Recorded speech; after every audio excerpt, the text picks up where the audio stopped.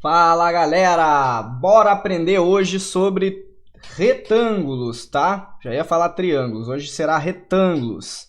Vou ensinar para vocês aqui alguns pontos muito bacanas, né, de como interpretar, né, e onde achar esses padrões sensacionais aí para operar, tá? Padrões aí de price action também, beleza?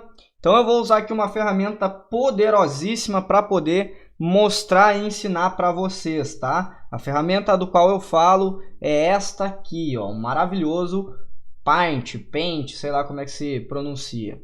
Beleza? Vamos aprender aqui então como é que se faz o retângulo. Deixa eu pegar aqui o pincel para poder fazer aqui então as estruturas.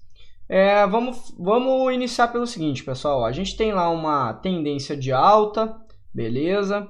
Do nada o mercado, então, do nada não, né? Que daqui a pouco eu já explico por quê também, né?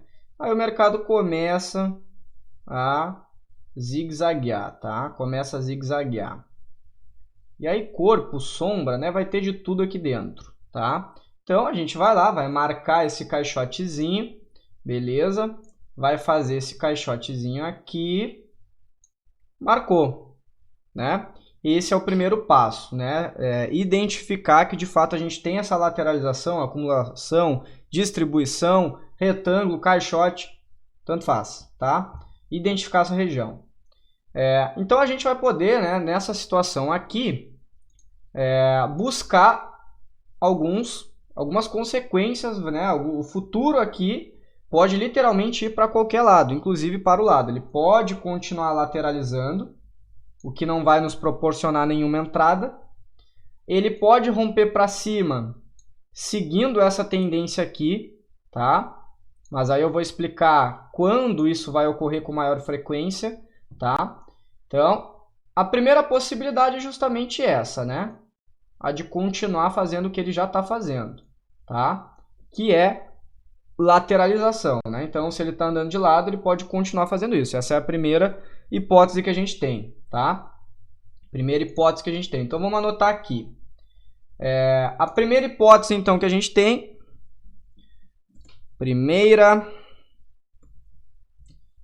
A primeira situação vai ser o quê? Continuar a lateralização. O que não vai nos proporcionar uma entrada. Acabou. Se continuar andando de lado, não vai nos proporcionar uma entrada. Beleza? Não vai nos proporcionar uma entrada. Deixa eu aumentar a letra disso aqui, né, para vocês enxergarem melhor aí. Acho que agora ficou bom. Tá? Essa é a primeira situação, beleza? Vamos à segunda situação, já vou anotar aqui. Segunda situação. Beleza? Ele pode romper para cima em direção à tendência que vinha fazendo. Tá? Essa é a segunda situação. E a terceira situação, eu já vou colocar aqui, terceira situação, romper para baixo, fazendo uma reversão. Então esses são os cenários que a gente pode ter, pessoal. Esses três cenários aí é o que pode ocorrer, certo? Primeiro, então, já coloquei ali. Segundo, vamos lá para o segundo, então. Seria este, né, que é continuar a tendência de onde ele vinha, tá? E o terceiro, justamente, né, é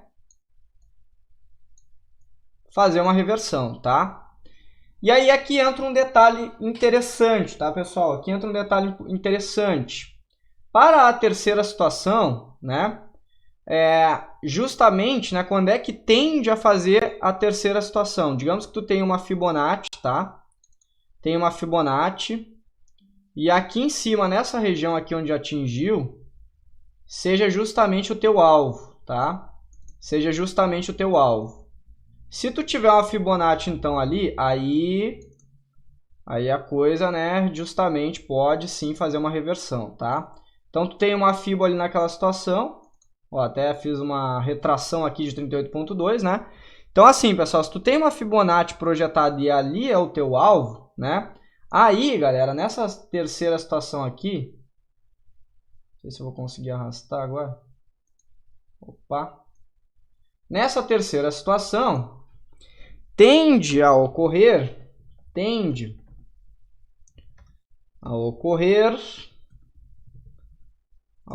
quando já atingiu o seu alvo de Fibonacci, tá? Seu alvo de Fibonacci. Então, vou mostrar esse exemplo aí, tá? Vou tentar mostrar aí os 3 exemplos, né? Basicamente, o 1 vai ser um pouquinho difícil, né? Mas vai ser só mostrar, ó, daqui até ali continuou fazendo isso, tá? Então, aqui ficou levemente... Deixa eu... deu uma cortada aí, quando atingiu o seu alvo de Fibo. Pronto, tá? Ficou atrás aí da minha cara, né? Então, essas são as situações, pessoal. A primeira, né, é continuar lateralizando, né, ele continuar andando de lado. A segunda, romper para cima, continuando essa tendência. E aí, aqui nessa primeira também, daria para botar uma observaçãozinha, né? Pena que eu deixei... Bom, eu posso simplesmente aqui... se eu botar para baixo, vai cortar, né? Tá, beleza. Vamos fazer o seguinte, ó. Eu vou pegar aqui e botar um pouquinho para o lado... aqui. E aí, né? Seria essa segunda. Aqui. Deixa eu botar para cima. Deixa eu botar para cima aqui. Que aí eu escrevo embaixo. Escrevo aqui nesse cantinho. Beleza. Tende a continuar quando ainda não atingiu o alvo, tá? Tende a continuar quando ele não atingiu o alvo, né? Então, aí ele vai continuar indo para cima, beleza? Então, estas são as situações aí. Deixa eu colocar aqui uma linha, né? Só para... uma linhazinha aqui separando. Pronto. Então, estas são as situações, pessoal, que podem ocorrer em um retângulo, em um caixote, tá? Caixote barra retângulo.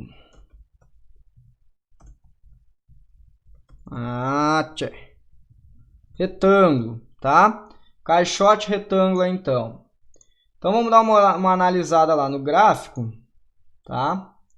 Vamos dar uma analisada lá. Botei sem o L.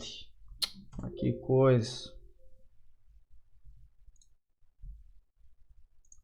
Vamos de novo. Caixote retângulo. Pronto, agora sim. Tá? Então, vamos ver essas situações aí no gráfico, beleza? Eu tenho aqui uma situação já, pessoal, ó. Se eu pegar aqui, ó, a sombra menor ali, fizer uma projeção de Fibo, ó, veja que a última projeção bateu nessa região aqui, tá? Nesse 5,36. Beleza?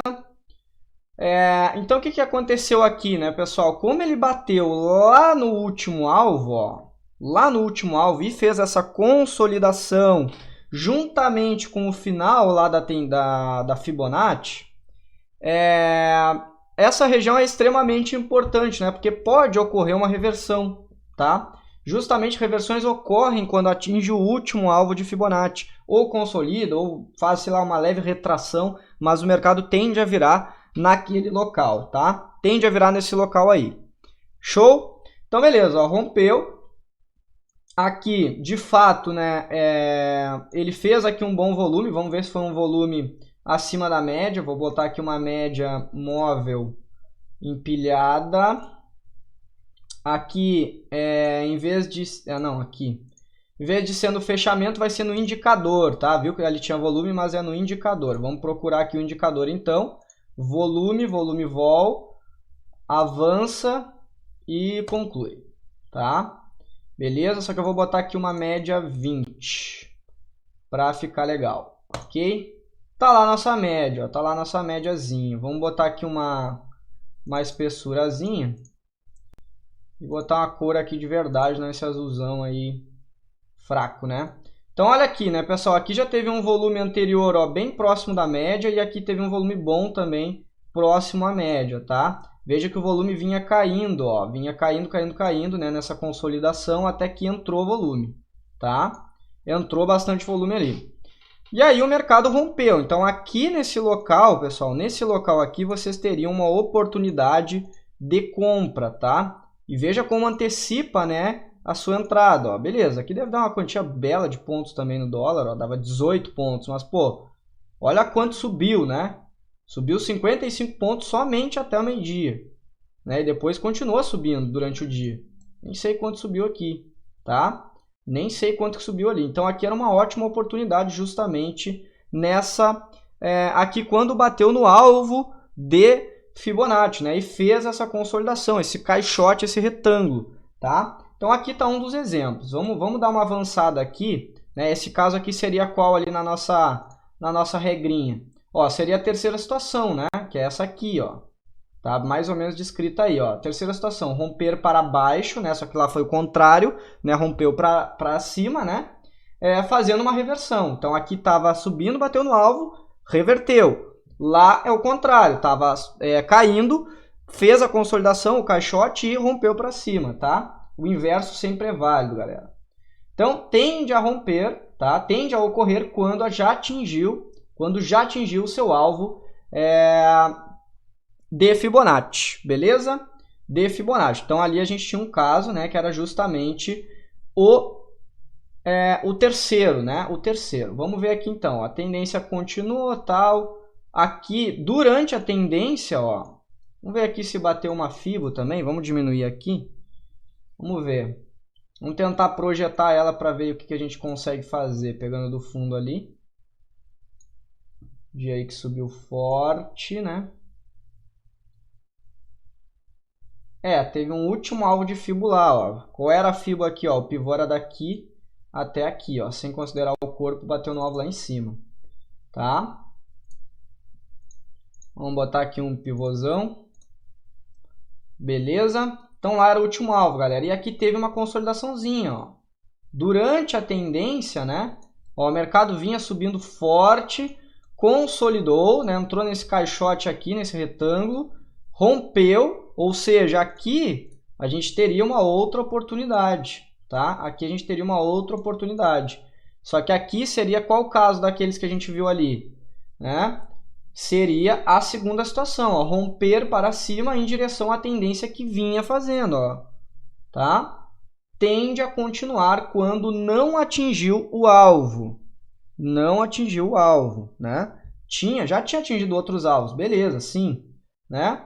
Mas de fato ainda tinha alvo para bater, que era ali, tá? Então rompeu aqui, dava uma entrada, ok? Dava para deixar o stop aqui nesse fundinho mais curto e buscar até lá em cima, ó, quase 2 para 1, tá? Então aqui foi aquela segunda situação. Depois ainda fez um pullback, ó, no caixotezinho, que também daria para usar, e operar também aí, beleza? Vamos ver aqui como é que foi de volume. Olha lá o volume, ó, bem acima da média, né? Volumezinho ali acima da média. Não estava tão alto lá quanto no começo do dia, mas fez um volume acima da média, superior, e continuou se mantendo acima, ó, tá? Até bater no alvo, tá? Então, show de bola, né? Show de bola. Então, aqui está o nosso segundo exemplo. Faz a entrada no rompimento, né? Pessoal, uma das perguntas muito importantes que é a questão de como marcar esse caixote. A minha regra, pessoal, tá? A minha regra que eu uso para as minhas marcações é a seguinte. Corpo de candle não pode ficar de fora das estruturas, tá? Seja a figura que for. Se for uma bandeira, todo o corpo vai ficar dentro dela. Se for um triângulo, todo o corpo vai ficar dentro dele. Se for um retângulo, todo o corpo vai ficar dentro do retângulo. Se for uma LTA, para mim não tem essa de falso rompimento em uma LTA, não pode ter, tá? Salvo algumas exceções, é claro, tá? Mas em geral, segue mais ou menos por aí que vocês vão entender, ó. Então veja, ó. As sombras aqui até cruzaram, tá, tudo bem. Aqui cruzou um pouquinho, mas eu marquei pelo corpo. Aqui até daria para ajeitar levemente para cima, tá? Só que aí depois de ver o pullback ali de fato, né? Ia ver que foi em cima baseado no corpo aqui, ó. Tá? Foi baseado no corpo. Então rompeu, testou e foi embora. Beleza? Qual seria o primeiro caso, né? Vamos ver aqui se eu consigo mostrar aí o primeiro caso. Vamos ver aqui. Aqui de certa maneira, né? Ó. Aqui praticamente tinha um caixote, rompeu, fez um falso rompimento. A entrada seria acima dessa sombra. Por quê? Porque foi o primeiro candle, né, que de fato rompeu acima dessa sombra aqui também, né? Apesar de eu marcar o caixote sem as sombras, às vezes é bom considerar, ó, tá? Então, beleza. Então, o mercado rompeu e voltou, consolidou mais um pouco, né? Tentou romper para baixo ali também, não deu uma boa entrada. E aí a gente teria que alargar de fato de sombra a sombra, ó. Sombra a sombra. Então foi uma baita de uma consolidação mesmo, né? Que é o pior cenário. Aí a gente tenta entrar, se entra, acaba sendo estopado muitas vezes, tá? Qual é o mais ideal dos stops aqui para não ser estopado caso isso ocorra? É mais caro, mas é o ideal. Se tu entrou rompimento aqui para baixo, teu stop tem que ser lá no topo, para de fato ele voltar e não te estopar. Se entrou para cima, teu stop tem que ser lá embaixo, para não romper, para não bater tipo próximo e estopar, tá? Esse é o detalhe. Ó, aqui a gente teve uma durante, né, a própria tendência também, rompeu para cima, tá? Rompeu para cima ali, ó. Subiu, voltou, lateralizou. E aí aqui entrou volume, ó. Também deu uma entrada, estilo a segunda hipótese. Aqui, ó, fez uma bela de uma consolidação de um dia para o outro, tá? Bela de uma consolidação. Ó, voltou para dentro, né? Continuou. Seria o primeiro caso, tá? Que é o pior cenário. Aqui fez um fundo e virou, tá? Também entrou bastante volume ali, ó. Vejo que o volume vinha caindo. Conseguem ver que o volume está caindo aqui dentro? E aí entrou bastante volume para puxar para cima. Beleza? Pessoal, dica aqui para achar consolidações dessas, tá? Para estudo, ou seja, para o que for. Bota as bandas de Bollinger. Quando elas espremem, a gente consegue ver uma consolidação tipo aqui, ó. Tipo aqui, ó. Tá vendo? Ó, ela tá largada e pegou e espremeu. Pá, consolidação. A largada espremeu, consolidação. E assim vai. A gente consegue visualizar muito bem quando isso ocorre, tá? Ó, aqui praticamente tem também, né? Ali em cima também lateralizou antes de cair. Ó, eu tava passando um perrengue que danado para procurar essas consolidações aí para vocês e aí me lembrei, poxa, por que eu tô procurando se dá para usar as bandas de Bollinger para me ajudar? E de fato ajudam, né? É muito tranquilo de achar consolidação usando bandas de Bollinger, tá bem? Então ajuda a identificar muito bem esses possíveis, né? Olha ali, olha só que lindo esse aqui, né? Lindo, lindo, lindo. Fácil de identificar graças às bandas de Bollinger. Esse indicador maravilhoso, tá? Bom, galera, por hoje era só. Espero que tenham gostado dessa mega aula aí sobre retângulos, tá? Deixa like no vídeo aí, se inscreve no canal e é isto, galera. É isto. Fui!